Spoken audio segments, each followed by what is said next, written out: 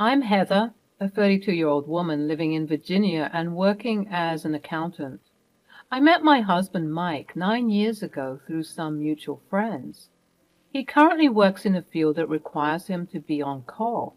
This means that he is constantly traveling.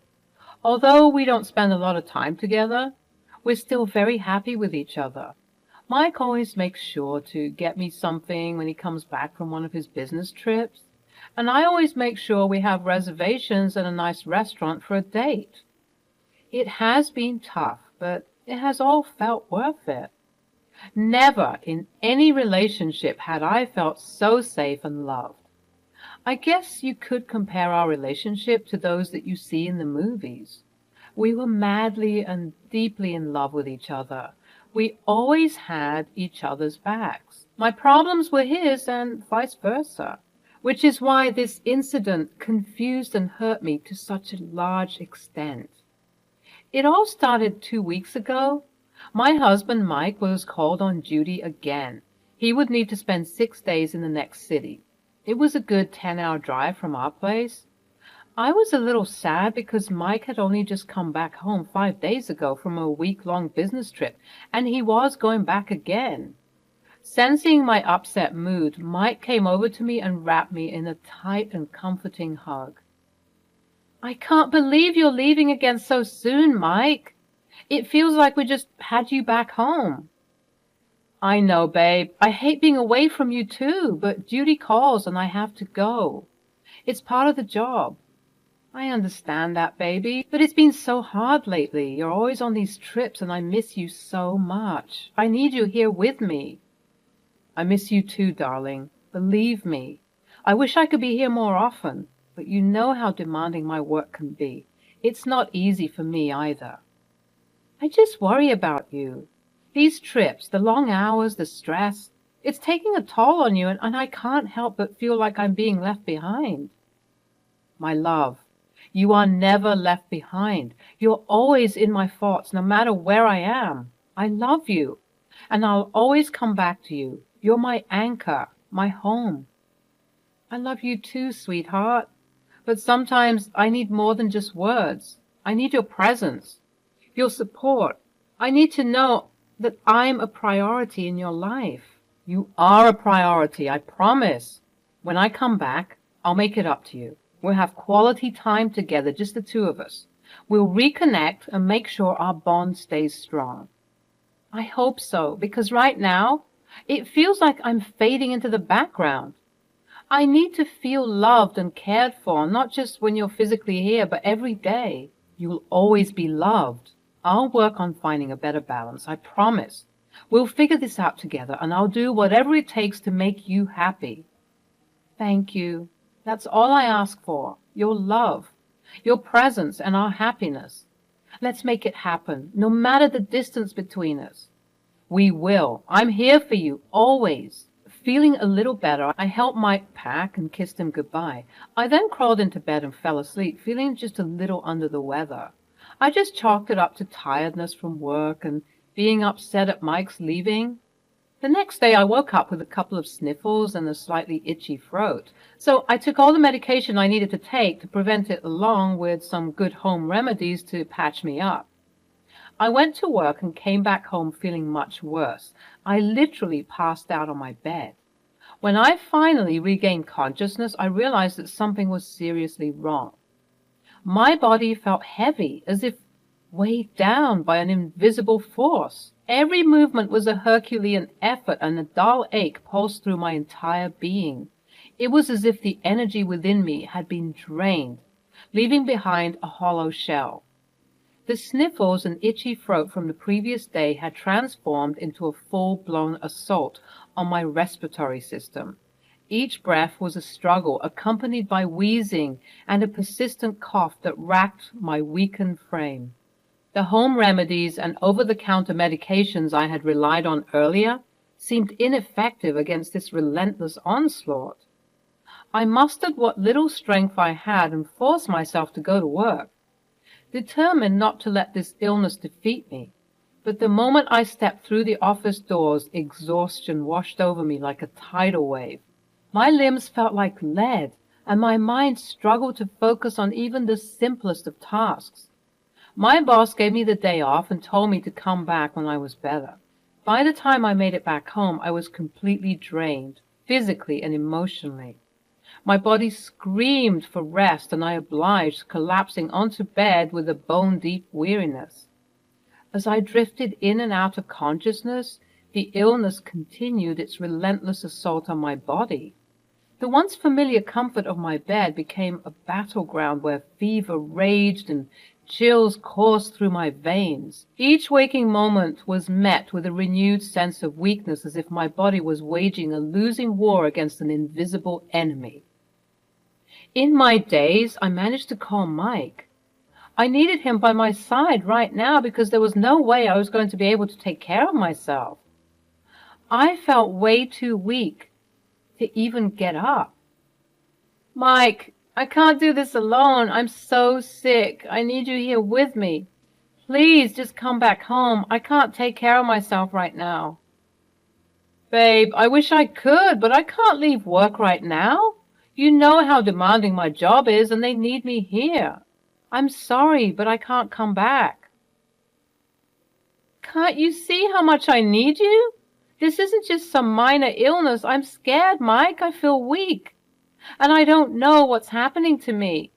How can you prioritize work over your own wife's well-being? It's not about prioritizing work over you. It's about fulfilling my responsibilities. I have deadlines, meetings, and commitments that I can't just walk away from. I have to think about the bigger picture. The bigger picture? What about our marriage, Mike? What about the vows we took to be there for each other in sickness and in health? This is when I need you the most, and you're choosing work over me? I'm not choosing work over you. I'm trying to balance everything. I can't just abandon my job whenever something comes up. You have to understand that. Understand? Understand that my husband can't be bothered to be here when I'm suffering? Understand that your career takes precedence over my well-being? No, I can't understand that. It's not fair, and it's not how a marriage should work. You're being unfair, Heather. You're making it seem like I don't care. But that's not true. I care about you. But I have responsibilities. I can't just drop everything. Well, it's clear where your priorities lie. I needed you, and you let me down. I hope you never have to feel as abandoned and betrayed as I do right now. Goodbye, Mike. Baby, please. Feeling utterly betrayed, I hung up the phone, tears streaming down my face. It was as if our once unbreakable bond had been shattered into irreparable fragments. I couldn't fathom how the person I loved and trusted the most could turn his back on me in my time of need. This belief washed over me as if I couldn't comprehend the reality of his response. How could the man I loved and trusted turn his back on me in such a vulnerable moment? Anger surged through my veins, fueled by the injustice of it all. How dare he prioritize his own health and fears over my well-being? The very foundation of our relationship seemed to crumble beneath me, and I struggled to make sense of his actions. Confusion clouded my mind as I grappled with conflicting thoughts. I questioned the depth of Mike's love for me, wondering if his concern for his own well-being overshadowed his commitment to our partnership. Doubt seeped into my heart, eroding the trust that had once been the bedrock of our relationship. In my desperation, I reached out to my best friend, Emma. She had always been there for me, a constant source of support and love. Through choked sobs, I explained the situation to her, pouring out my frustration and hurt. Without hesitation, she reassured me that she would be by my side, taking care of me in Mike's absence. Emma went above and beyond to take care of me. She made sure I had everything I needed, from preparing meals to getting my medications. Her dedication to my well-being was unwavering. But her care went beyond just the physical stuff. Emma was there to listen and provide emotional support. She was my sounding board, lending a sympathetic ear as I vented my frustrations. Her presence alone brought me comfort and reassurance. She also boosted my spirits with her humor and laughter, reminding me that joy still existed despite my struggles. Emma's unwavering belief in my strength and resilience gave me the confidence to face whatever challenges came my way. I tried to let go of the hurt I felt and tried to instead focus on recovering. 2 days later, I was only getting worse. Emma ended up taking me to the ER and I got admitted into the hospital. After running extensive tests on me for hours, the doctor told me that my sickness was not just a regular flu, but rather a much more debilitating respiratory illness that required immediate attention. The doctor also informed me that my emergency contact, my husband, Mike, was called, but he did not pick up. As I lay in the hospital bed, my body weak and my spirit shattered, a mix of emotions swirled within me. The pain from my illness had intensified, and I couldn't help but feel a deep sense of disappointment and abandonment. How could Mike, my supposed life partner, fail to answer the call when I needed him the most? I yearned for the comfort and support that only a spouse could provide, but Mike was nowhere to be found. Anger simmered beneath the surface, fueled by the overwhelming sense of betrayal. How could he turn a blind eye to my distress? The person I had trusted with my life had abandoned me in my darkest hour. It was a betrayal that cut deep, leaving me questioning the foundation of our relationship.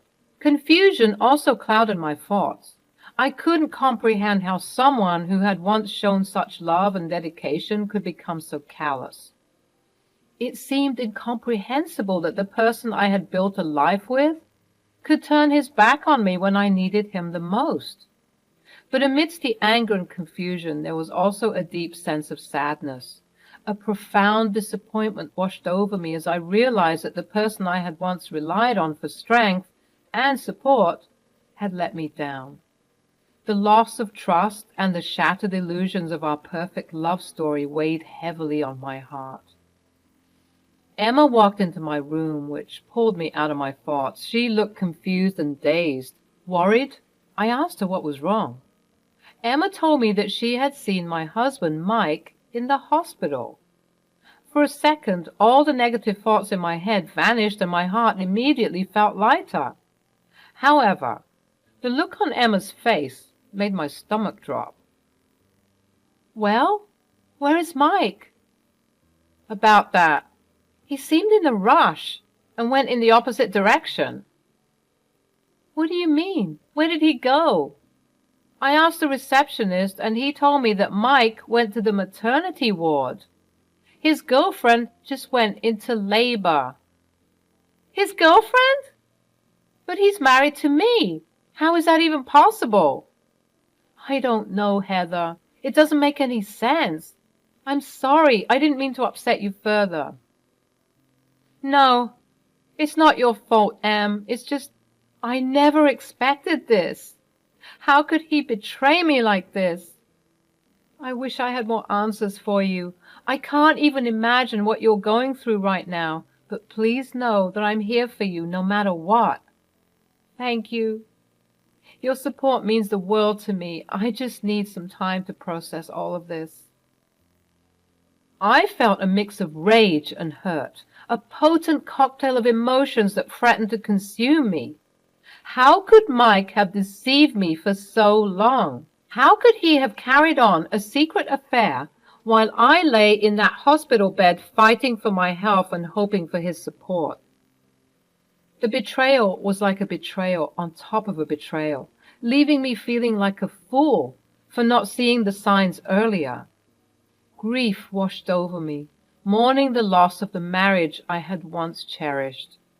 The pain of betrayal cut deep, leaving scars that would take time to heal. At that moment, the rose-colored glasses shattered, revealing the harsh reality of my crumbling marriage. The trust I had placed in Mike had been shattered, replaced by a sense of profound disappointment. The realization that our love story had been tarnished by infidelity tore at the fabric of my being. As I pieced together the puzzle of his absences and the lies, anger and sadness mingled within me. I was enraged by his deceit, but I also mourned the loss of the life I thought we had built together. The dreams we had shared, the promises we had made, they all seemed like distant echoes of a time when love and loyalty still held. But amidst the pain and devastation, a newfound determination emerged. I refused to be a victim of Mike's infidelity. The fire of revenge burned brighter within me, fueling my resolve to reclaim my power and find a way to rebuild my life without him. I would not allow his betrayal to define me. With each passing moment, the pieces fell into place, forming a clearer picture of the reality I had been living in. And as painful as it was to acknowledge, it also ignited a spark of strength within me. I was no longer the naive woman who had blindly trusted her husband's excuses.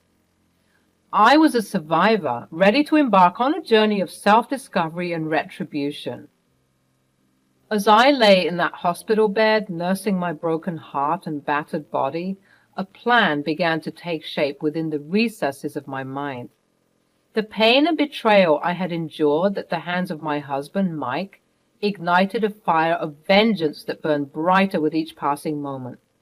With a newfound determination, I resolved to turn the tables on him, to make him feel the same pain and betrayal that had consumed me.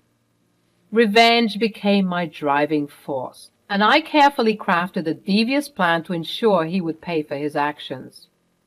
After I had recovered sufficiently, the doctor deemed me well enough to leave and gave me a boatload of medications to take. In the days that I had been in the hospital, not once had Mike, the supposed love of my life, called me.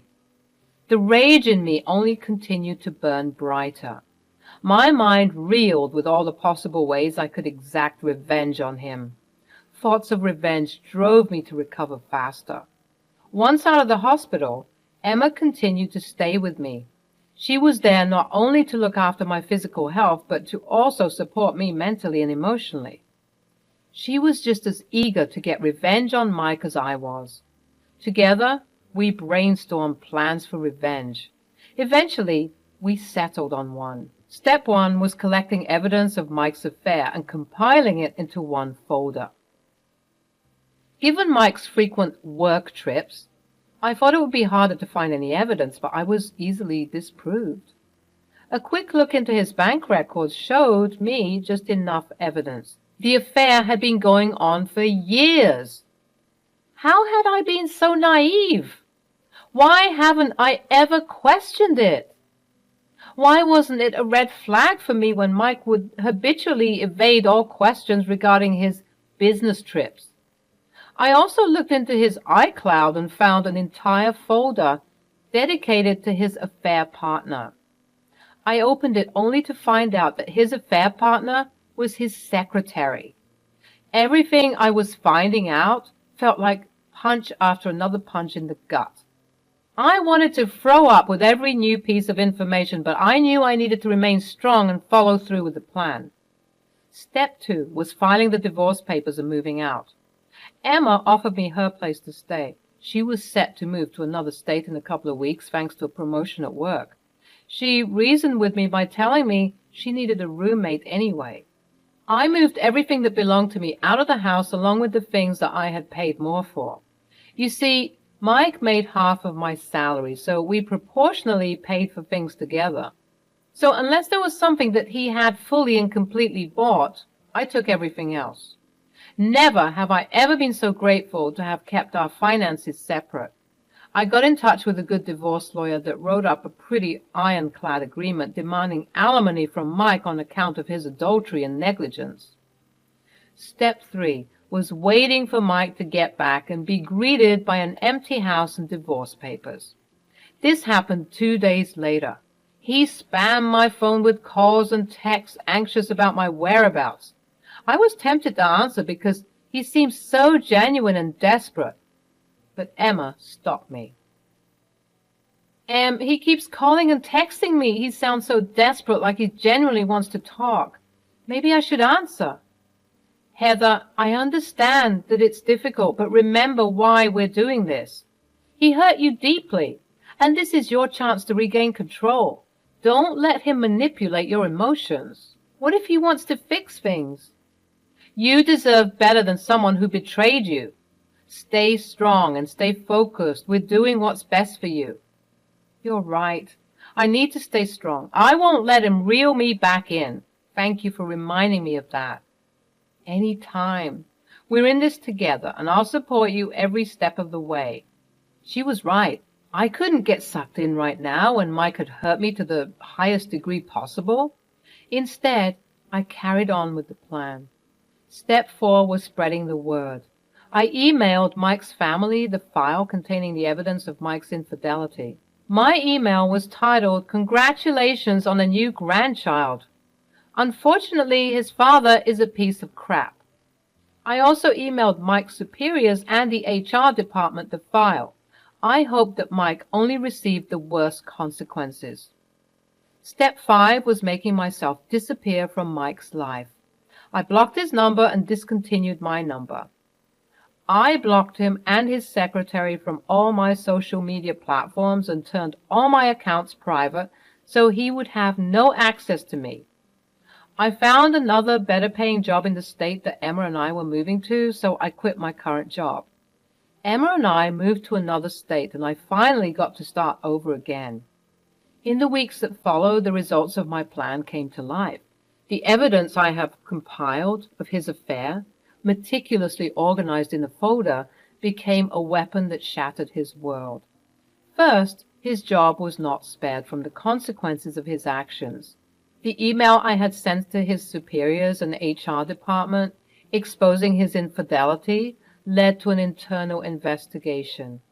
It didn't take long for the truth to come to light, and both Mike and his secretary were promptly fired. The company couldn't afford to be associated with such unethical behavior. But the repercussions didn't end there. Word spread like wildfire, reaching his family and friends. The email I had sent to his family, titled with biting sarcasm, caused shockwaves within their circle. The truth of Mike's betrayal became a bitter pill to swallow, and his own family disowned him. The relationships he once cherished crumbled, leaving him isolated and alone. As for the divorce proceedings, my ironclad agreement worked in my favor. The evidence of Mike's adultery and negligence, combined with the demand for alimony, left him with little room to maneuver. The court recognized the weight of his transgressions and granted me the financial support I deserved. With each consequence that befell him, I felt a surge of victory and vindication. The sense of justice served, provided closure, and a renewed sense of empowerment. I had taken control of my life, dismantling the web of deceit that had ensnared me for far too long. Mike's life crumbled around him, stripped of the facade he had carefully maintained. The consequences he faced served as a reminder that actions have consequences, and the choices we make can come back to haunt us. But more importantly, the victory I tasted was not just about punishing Mike, it was about reclaiming my own worth and finding peace within myself. I had shed the burden of his betrayal, emerging stronger and more determined than ever before. The sense of triumph I felt was not rooted in revenge alone, but in the rediscovery of my resilience and the rebuilding of my life on my own terms. In the end, I stood tall, a survivor of heartbreak and betrayal, ready to embrace the future with newfound strength and an unwavering belief in my own worth. The journey had been arduous, but the victory was sweet, reminding me that I was capable of overcoming even the darkest moments of my life.